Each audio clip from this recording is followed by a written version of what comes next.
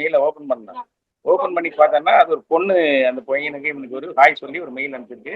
அவளோட ஃபோட்டோவ அனுப்பிச்சிருக்கா. அந்த ஃபோட்டோ கொஞ்சம் கொஞ்சமா டவுன்லோட் ஆகுது. அப்பல்லாம் நெட் இவ்வளோ ஃபாஸ்ட் கிடையாது. அது கண்ல முதல்ல நெத்தி, அப்படி கண்ணு, மூக்கு, வாய் ஒண்ணொன்னா டவுன்லோட் ஆக ஆக என் மனசுல அப்படியே கற்பனை பறக்குது. ஆஹா! இன்டர்நெட்ல ஒரு பெண்ணோட டவுன்லோட் ஆகுது இந்த மாதிரி பிக்சரு. இதுலயே நம்ம அப்படியே கதை பண்ணலாமேன்னு சொல்லிட்டு டக்குன்னு அங்கேருந்து எனக்கு ஃபோனை கட் பண்ணிட்டு இன்டர்நெட் எழுந்துட்டு அங்கே ஒரு காஃபி ஆர்டர் பண்ணிட்டு டக்குன்னு டிஷ்யூ பேப்பர்ல எழுத ஆரம்பிக்கிறேன். இளைஞர்கள் நல்ல கேர்ள்ஸ் அண்ட் பாய்ஸ் இருக்கிற மாதிரி ஏதாவது நல்ல இடமா கூட்டு போயாம அவன் சொன்னா ஒரு காஃபி ஷாப் திறந்திருக்காங்க வாங்க அப்படின்னு சொல்லிட்டு பிரிகேட் ரோட்ல ஒரு காஃபி ஷாப்புக்கு என்ன கூட்டு போனான். அந்த காஃபி ஷாப்ல பாத்தீங்கன்னா எங்க பார்த்தாலும் ஒரே கம்ப்யூட்டரா இருக்கு. நான் கேட்டேன் என்ன என் காஃபி ஷாப்ல போய் கம்ப்யூட்டரா இருக்கு, என்ன என் கம்ப்யூட்டருக்கு என்னையா வேலைன்னு கேட்டேன். அப்போ சொன்னாங்க இதுதான் வந்து இன்டர்நெட் கஃபே சார்.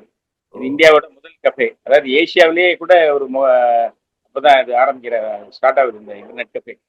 அப்போ அதனுடைய ஓனர் சித்தார்த் அப்படின்னு அவரை இன்ட்ரடியூஸ் பண்ணாரு. அவர் தான் கஃபே காஃபி டேயோட ஓனர். ஓகேங்களா? அந்த பர்டிகுலர் நான் போன அந்த காஃபி ஷாப் பேர் வந்து சைபர் கேஃபே. அது என் படத்திலே வச்சிருப்பேன் காதல் தினத்துல. சைபர் கேஃபே அங்கதான் இந்த லவ் ஸ்டோரி நடக்கும்.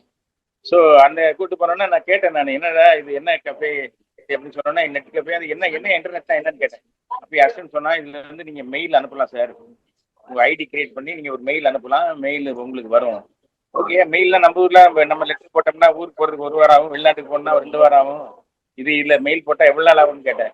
சார் கட்டினா அந்த மெயில் அடுத்த செகண்ட் அமெரிக்கால இருக்கும் சார். நான் என்ன அவ்வளவு ஃபாஸ்டா போதா? ஆமா, அது பேர் தான் எலக்ட்ரிக் இமெயில் சார். அது எப்படி காட்டுனோன்னா ஒரு ஐடி ஓபன் பண்ணி ஹாட்மெயில் மாதிரி அப்பெல்லாம் எனக்கு வந்து அதை ஓபன் பண்ணி எனக்கு காமிக்கிறாரு. காமிச்சா அவனுக்கு நிறைய மெயில் வந்திருக்கு, என்னோட ஹஸ்பண்டோட மெயில் காமிக்கிறான். சொன்னேன் இது எப்படியா ஓபன் பண்ணி பார்க்குறேன். அதில் ஓப்பன் பண்றேன், அவனுக்கு ஒரு அமெரிக்கால இருந்து ஒரு ஃப்ரெண்டு மெயில் போட்டிருக்காங்க. அது வந்து அந்த மெயிலை ஓப்பன் பண்ண பார்க்கலான்னு சொன்னா அப்படியே கொஞ்சம் ஹெசிடேட் பண்ணிட்டு அந்த மெயிலை ஓப்பன் பண்ணேன்.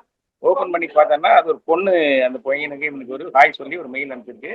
அவளோட போட்டோவை அனுப்பிச்சிருக்கா. அந்த போட்டோ கொஞ்சம் கொஞ்சமா டவுன்லோட் ஆகுது. அப்பெல்லாம் நெட் இவ்வளவு ஃபாஸ்ட் கிடையாது.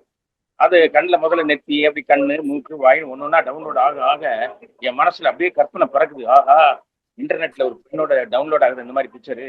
இதுலயே நம்ம அப்படியே கதை பண்ணலாமேன்னு சொல்லிட்டு டக்குன்னு அங்கேருந்து எனக்கு போனை கட் பண்ணிட்டு இன்டர்நெட் எழுந்துட்டு அங்கே ஒரு காஃபி ஆர்டர் பண்ணிட்டு டக்குன்னு டிஷ்யூ பேப்பர்ல எழுத ஆரம்பிக்கிறேன்.